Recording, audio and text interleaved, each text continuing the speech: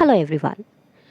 आज का हमारा टॉपिक है atomic structure. Let's get tuned and let's get started with today's topic. जो पॉइंट्स आज के टॉपिक के अंदर हम लोग डिस्कस करने वाले हैं वो हैं what is an atomic structure, the comparison of the electrons, protons and the neutrons, then about the electronic configuration, and finally about the valency, its concept, and how to figure out the valency of the different elements. So moving ahead, the structure of an atom. Let's see the structure of an atom, what exactly the structure of an atom is. Atoms are the building blocks of matter. It consists of three subatomic particles as electrons, protons, and the neutrons. The centrally formed nucleus, it consists of the protons and the neutrons.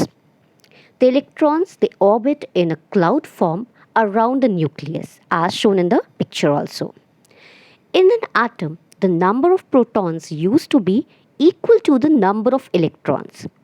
An atomic number of an atom is defined as the number of protons present in the nucleus of an atom. The atoms are electrically neutral, hence the number of protons is equal to the number of electrons in any of the atom. Now let's discuss about the different subatomic particles which are present inside an atom, that are your electrons, protons and the neutrons. So we are going to discuss one by them about these three structures one by one. So first we are going to deal with the electrons. Electron, it was discovered by an English physicist J.J. Thomson in 1897 through his cathode ray tube experiment. An electron is a subatomic particle that is negatively charged and can exist either in a free state. They are denoted by a sign E. This revolves around the nucleus of an atom of an element in a specific level in a definite orbit. If we talk about the mass of the electron is 9.1 into 10 to the power minus 31 kgs. Its mass is 1 upon 1840 times the mass of the hydrogen atom. So the absolute mass of electron is 9.1 into 10 to the power minus 31 kgs. These electrons are negatively charged, since therefore their effective charge is -1. So if we talk about the electrical charge of electrons, it is 1.602 into 10 to the power minus 19 coulombs. These electrons are used in the radiation therapy, microscopes, cathode ray tubes and the various other processes which are involved in it. Now moving ahead on the next subatomic particle which is present in a structure of an atom inside the nucleus that is present is your protons. So let's discuss about the protons. Protons, it was discovered by Ernst Rutherford, which he was a British scientist. They are positively charged particles and are present inside the nucleus. These particles are said to be very stable whether it's in its free state or inside the atom. They don't decay spontaneously. The atomic number of an element is equal to the number of protons in an atom. They are represented as P. These protons, they have a mass of 1.67 into 10 to the power minus 27 kg, whereas the electrically charge is exactly same as that was of the electron was. So the electrical charge is 1.602 into 10 to the power minus 19 coulomb. These protons are used in the various therapies, and at high energies they are used to destroy the cancer cells also. Moving ahead on the next subatomic particle, that is the neutrons. These neutrons, they were discovered by James Chadwick. They are neutral particles, which means that they have no charge. which is present inside the nucleus and are represented as N. These neutrons, they are unstable and they decay liberating beta particles. The mass number of an atom is the sum of number of protons and number of neutrons. The mass of the neutron is exactly same as that of the proton, that is 1.67 into 10 to the power minus 27 kgs. And as it is electrically neutral, so it has a zero charge. If we talk about the usage of the neutrons, so we can say the neutron particles help to study the various geological samples and materials along with their production and storage. If you want to know about the theories, the models which were discovered by these scientists, that was the J.J. Thomson model or Ernst Rutherford model or James Chadwick model about the atomic structure, you can just go through the YouTube channel link there, which is provided here. Through this, you can come to know about the different models which were developed to study the structure of an atom. Now moving ahead, now we are going to discuss about the electronic configuration. Electronic configuration क्या होती है? This electronic configuration, it was discovered by Neil Bohr in 1913. We can describe this electronic configuration as how the electrons are distributed in its atomic orbitals. It is the distribution of electron in various shells, subshells and orbitals of an atom.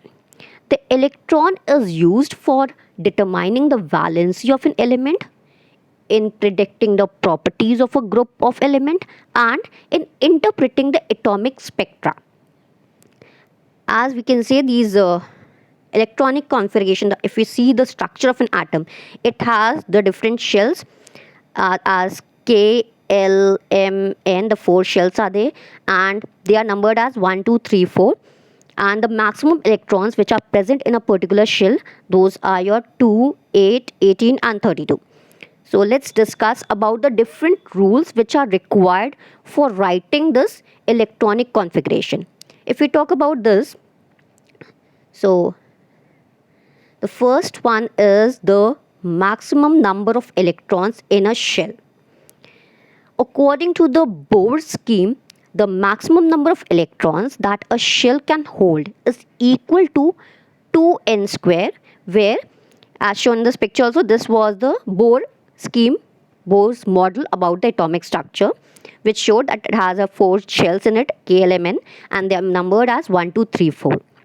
And the maximum number of electrons that a shell can hold is equal to your 2n square. So this was the where, and in this your n, it denotes the number of shells. So if we talk about the first case, that is the maximum number of electrons in first, that is your K shell.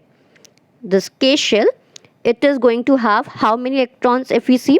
So according to this formula, 2 into n is your first shell, so 1 to the power 2. So if you are going to solve this, 2 into 1 square will be 1 only. So finally 2 electrons in the K shell we'll get. Fine. So now same thing we are going to apply for the other shells also. So the second shell is your L shell. So same formula will be applied here also. So second shell is L, so it will be the 2 to the power 2. So if we solve this, it is going to give us 2 2s are 4 and 2 4s are 8. So total 8 shells in the L, total 8 electrons in the L shell we will be able to use. Next comes your M shell, which is the third shell. So 2 into 3 to the power 2. So it will be 2 into 3 3s are 9 and total 18 electrons in a shell we'll get. And lastly is your N electron n shell, which is the fourth one. So for that, 4 to the power 2, so which is going to be your 16, and total 16 into 2 is 32 electrons. So this was all about the first rule that says that maximum number of electrons in a shell, that is your KLMN, how many maximum number of electrons will be there. So it will be 2, 8, 18 and 32. Coming on the next rule, the second rule which is there. So coming on the next one, that is your maximum number of electrons in a subshell. So subshells, if we talk about, according to azimuthal quantum number, the maximum number of electrons in a subshell is equals to 2 bracket 2L plus 1. So where this L, it denotes the 0, 1, 2, 3 for the subshells, which were your P, S, P, D or F. S, P, D, F, these are your subshells, and they are given the numbers as 0, 1, 2, 3. So let's figure out about these. The maximum number of electrons in S subshell is going to be 2 bracket 2. As we know, the S is having 0 numbers, so into 0 plus 1. So it will be 2 into 0 will be your 0 plus 1, which will give 2 into 1, as 0 plus 1 is 0, 1 only. So that is going to give us final answer 2. So the maximum number of electrons in S subshell is going to be your 2. Same way, if we are going to figure out, we are going to find the answers of the next one. Next is your P subshell. P subshell is given the number as L. So to find out the answer for that, it will be 2 into L is 2. L is 1 here. L is 1 here for the P. So 1 plus 1. So it will give us 2. 2 into 1 will be 2 plus 1. 2 into 2 plus 1 is going to be 3, which is going to be 6. So total number of electrons in the subshell P are going to be your 6. Same way, if we talk about the other subgroups, that is your D. D is going to have 10 electrons and F is going to have 14 electrons through the same formula, that is your 2 bracket 2L plus 1. With that we will be getting, so the maximum number of electrons in S subshell is 2, maximum number of electrons in P subshell is 6, maximum number of electrons in the D subshell is 10, and the maximum number of electrons in your next, that is your F subshell is 14.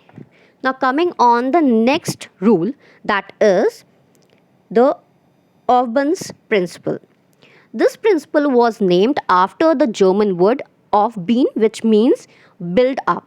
So according to this principle, the electrons are filled in the following order as shown in this picture also.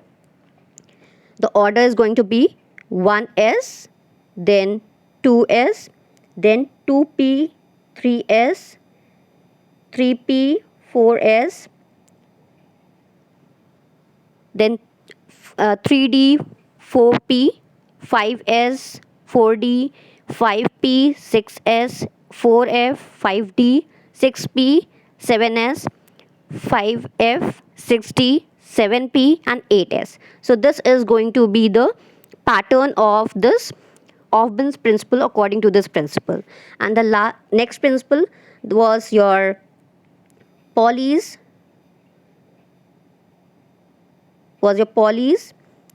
exclusion principle.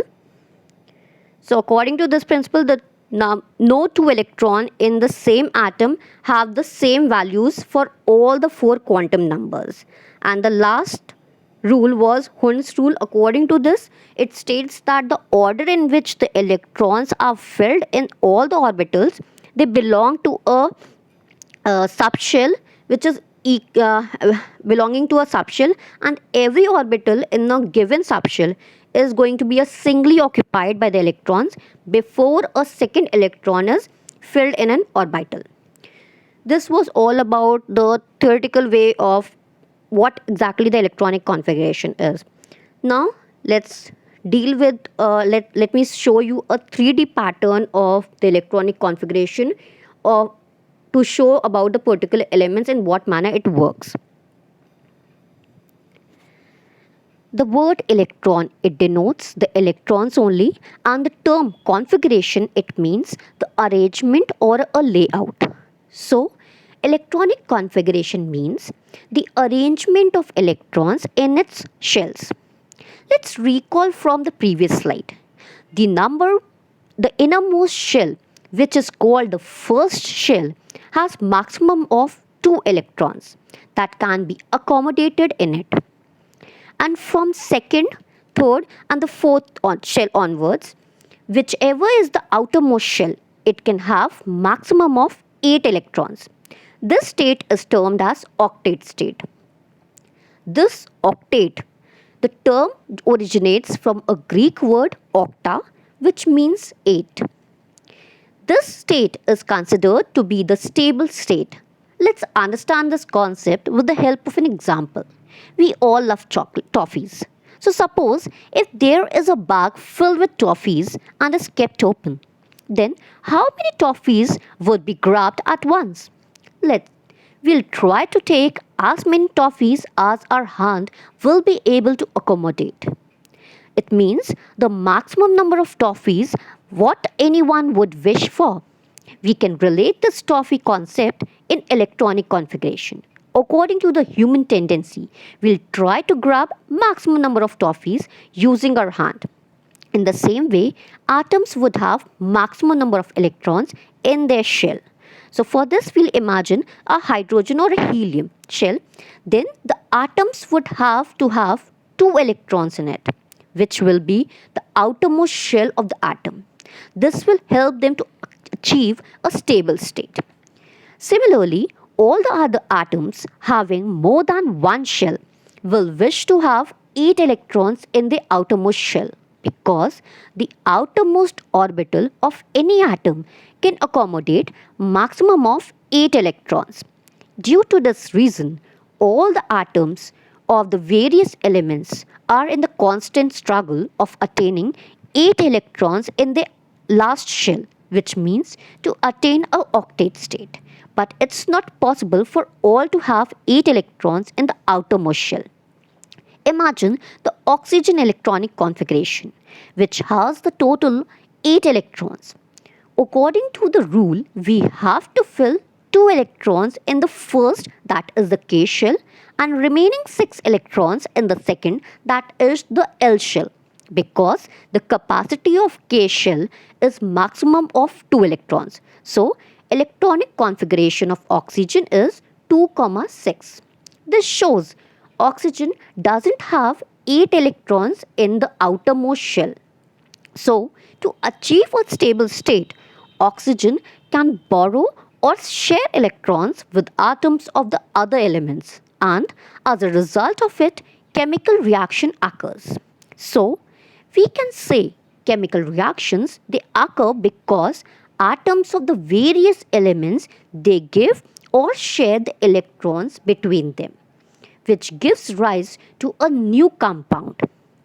This giving or accepting or the sharing of electrons between the atoms of the electrons gives rise to a chemical bond formation, which gives a compound as a product. Now the question comes, how the atoms can decide how many electrons to be given or accepted or shared with the other partners. To understand this, we should know the concept of valency. So now coming on the next concept, that is what is a valency? The term valency has been derived from a Latin word valentia, which means capacity. So, valency of an element means the power or the capacity of the element to combine with the other element. It is numerically equal to the number of electrons lost or accepted or shared by the atom of an element. This concept of valency, it was introduced in 1850. Valency of an element is determined by the number of electrons in its outermost shell. It can be increased either by gaining or losing an electron. Valency is important because it determines how strong the bond between the atoms will be, or so the higher the valency, stronger the bond is going to be. This valency of an element, it ranges between 1 to 4. So, on the basis of the range, valency of an element is of 4 types. As mentioned here, monovalent, divalent, trivalent and tetravalent. So, let's discuss about them one by one. First one is your monovalent. An atom with a valency of 1, which can form one covalent bond, is known as your monovalent. For example, hydrogen, lithium, sodium. Next is your divalent. An atom with a valency of 2, which can form two covalent bonds, are termed as your divalent, and the oxygen and magnesium are your divalent elements. Third is your trivalent.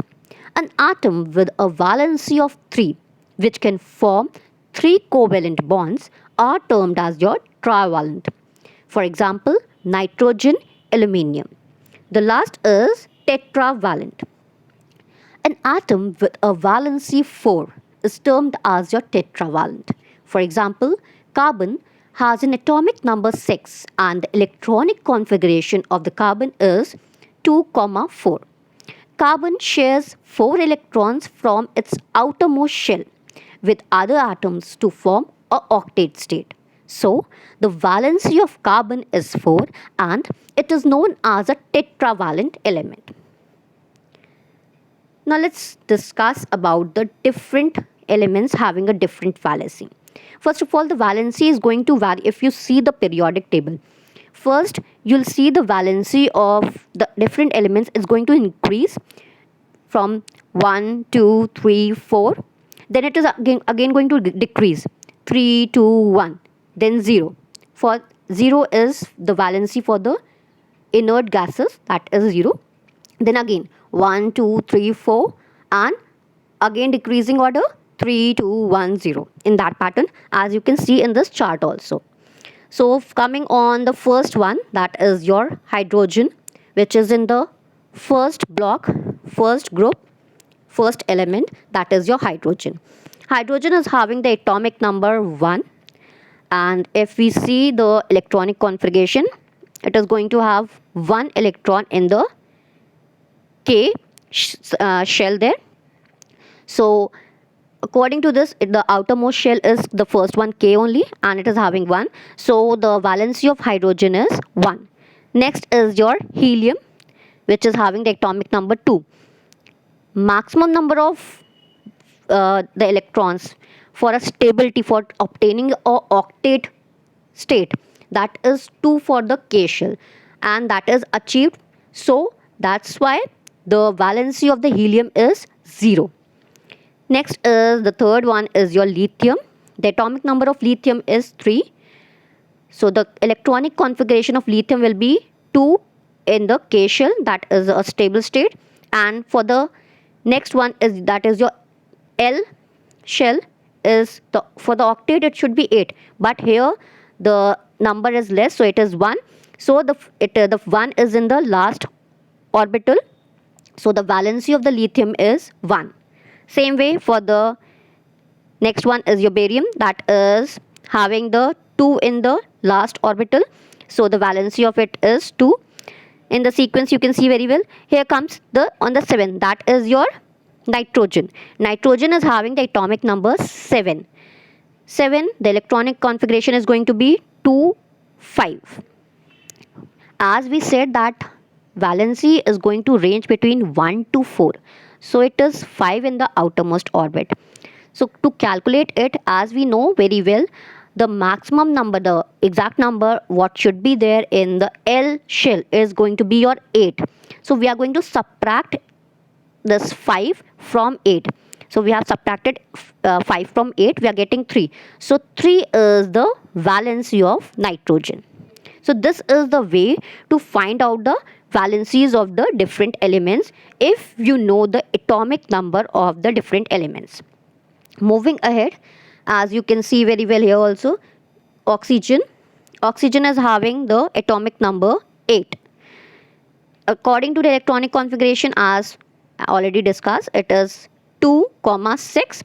6 in the outermost shell.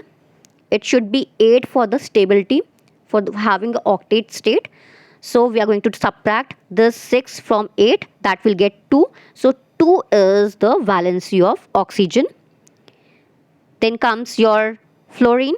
It is having 9 atomic number.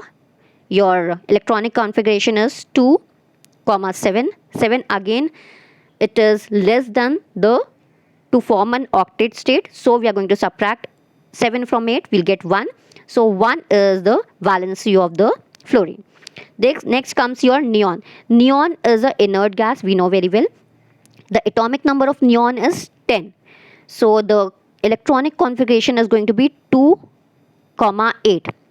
2 is the maximum number of electrons to be present in K shell. So it is in octet state. Then comes your L shell. L shell, the maximum electrons to be 8. It is also filled. So nothing is left for the in the next cell. That's why the valency of neon is 0. Moving ahead, let's discuss few more. The next electrons, the next elements which are present there. So as you can see very well, this is your Na, that is your sodium. Sodium is having an atomic number 11. If we distribute these atomic numbers on electronic configuration, so it is having 2, 8, 1. So 2 is the K shell, 8 is the L shell, and then M shell. In M shell, the 1 electron is present, so, and it is the outermost shell, so the valency of sodium is 1. Same way you can see for the others also. For Mg it is 2, 8, 2, so the valency in the outermost shell is 2. The electrons which is present in the outermost shell is 2, so the valency is 2. Same for the aluminium, that is your 3 in the outermost shell, so the valency is 3. For silicon it is 4 in the outermost shell, so the valency is 4. Then comes your potassium. Potassium is having the outermost shell 5. So same way, as we know that the maximum number of electrons should be 8 here in the M shell. So we are going to just divide minus 5 from 8, we'll get 3. So 3 is the valency of potassium. So same way you can see very well, I have tried to just figure out valencies of total 20 elements from the periodic table. So same way you can find out the valencies of the other elements also. So based on the points, the topics which was discussed, so the questions are figured out, you can just test yourself. I have tried to bring some more questions in this video. So some more questions are there on the same topic and on the previous one also. So you can just try to test yourself and revise the topic which we have discussed today. So here are the answers. You can check your answers for the different question. The total 10 questions are there. So you can check the answers after testing yourself, and thank you so much.